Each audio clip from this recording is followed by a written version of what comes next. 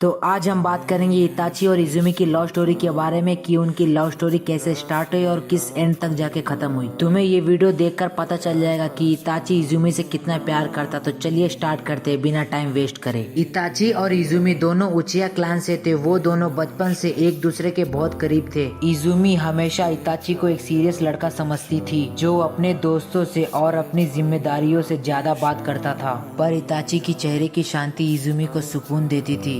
धीरे धीरे इताची के लिए इजुमी के दिल में प्यार घर करने लगा। एक ऐसा प्यार जो बिना शब्द के महसूस होता है। एक दिन इजुमी ने इताची से कहा, तुम हमेशा सबके लिए लड़ते हो, कभी अपने लिए भी जियो। और ये सुनकर इताची मुस्कुराया। वो मुस्कान इजुमी के लिए सब कुछ थी। इताची का फर्ज और इजुमी का इंतजार। जब इताची ने अनबू ज्वाइन करा तब उसकी जिंदगी में फर्ज सबसे ऊपर आ गया। इताची चाहता था कि मैं इजुमी से दूर ना जाऊं, पर हर दिन उसके बीच विलेज की सेफ्टी और ड्यूटी बढ़ती गई। इजुमी जानती थी इताची कुछ नहीं बोलता पर उसके दिल में मैं हूँ। वो हमेशा इताची के लिए प्रार्थना करती थी कि इताची पीस और शांति पा जाए। उन दोनों के बीच का प्यार फिर भी जिंदा था, हर नजर में, हर मुस्कान में। Uchiha clan massacre the night of pain. फिर एक दिन वो रात आई जब इताची को अपने ही क्लैन के खिलाफ तलवार उठानी पड़ी और एक फैसला गांव बचाने का और खुद का दिल तोड़ने का। और उस रात इजुमी भी वहाँ थी। जब इताची ने इजुमी को देखा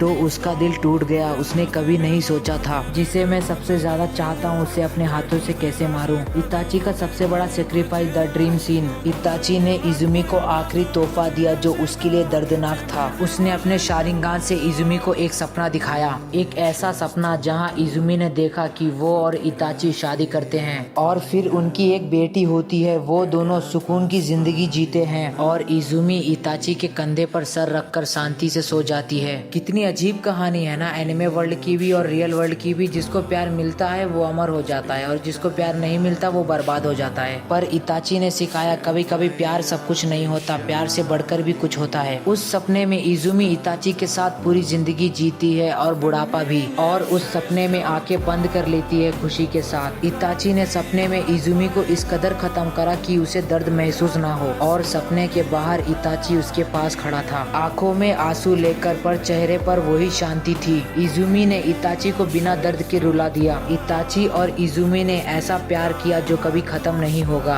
द एंड, प्यार अमर हो गया। उस रात के बाद इताची कभी किसी से प्यार नहीं कर सका। फिर उसने अकात्सुकी ज्वाइन करी पर उसके दिल में सिर्फ एक ही नाम लिखा था और वो था इजुमी का। इजुमी इताची के लिए सिर्फ इंसान नहीं थी, वो उसकी पीस थी, उसका घर था और उसकी शांति थी। इजुमी उसकी सब कुछ थी। इताची ने अपना नाम, अपना क्लैन, सब कुछ सेक्रीफाइस कर दी, पर इजुमी को इताची ने अपने दिल में हमेशा रखा। कुछ प्यार जीतने के लिए नहीं होते, बस महसूस करने के लिए होते हैं। इजुमी और इताची का ऐसा प्यार जो मौत से भी जीत गया। इताची और इजुमी, जिंदगी का सबसे बड़ा लेसन। इताची और इजुमी की कहानी सिर्फ एक लव स्टोरी नहीं थी, वो एक यादें थी जिसमें प्यार था लेकिन कभी एक साथ होना नहीं लिखा था। इजुमी ने हमेशा इताची को समझा बिना कुछ मांगे, और इताची ने अपनी खुशी कुर्बान कर दी ताकि दूसरे जी सके। उन दोनों से हमें ये सीखने मिलता है, सच्चा प्यार सिर्फ पाना नहीं होता, कभी कभी छोड़ देना भी होता है। और कभी कभी सबसे बड़ा सेक्रीफाइस वही होता है जहाँ तुम चुपचाप दर्द सहकर भी किसी और की मुस्कान बचा लेते हो। लाइफ लेसन एक ही है भाई, जो सच्चा प्यार करता है वो कभी टूटता नहीं। तो फ्रेंड्स, मैं एक सीरीज स्टार्ट कर रहा हूँ इताची के सारे सेक्रीफाइस के ऊपर, और इसका पार्ट 2 आने वाला है। उसके लिए चैनल को सब्सक्राइब कर लो, और आपको ये वीडियो कैसा लगा कमेंट में जरूर बताना। मिलते हैं अगली वीडियो में। जय श्री राम, जय हिंद।